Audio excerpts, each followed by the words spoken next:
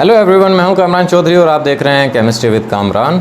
आज के लेक्चर में हम लोग आपकी क्लास 9 के chapter number 1 fundamentals of chemistry का न्यूमेरिकल नंबर 9 सॉल्व करेंगे।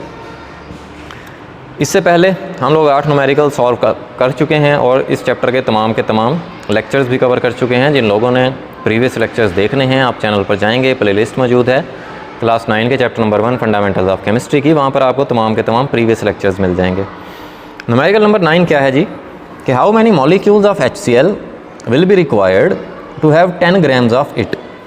Number of molecules of HCl आपने कैलकुलेट करना है। मैस ऑफ HCl आपको प्रोवाइड कर दिया जो कि है 10 ग्राम।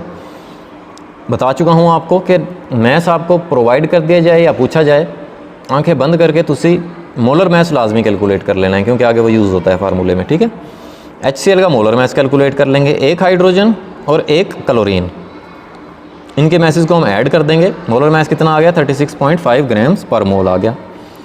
Number of atoms, number of molecules या नंबर ऑफ फार्मूला यूनिट्स की बात हो, अगर वो आपने कैलकुलेट करना हो, तब आपके माइंड में एक फार्मूला आता है कि जी number of moles multiply by Avogadro's number.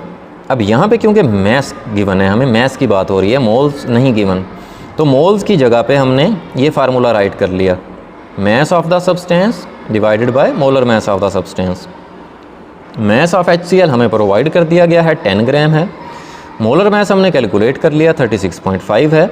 Avogadro number की वैल्यू आपको पता है 6.02 × 10⁻23 होती है। सॉल्व करेंगे इसको, एट द एंड आपके पास total number of molecules of HCl आ गए 1.64 × 10⁻23।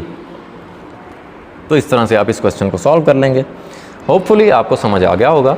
फिर भी कोई कन्फ्यूजन है, कोई भी क्वेश्चन है आपका, आप कमेंट सेक्शन में मुझसे पूछ सकते हैं। Thank you very much.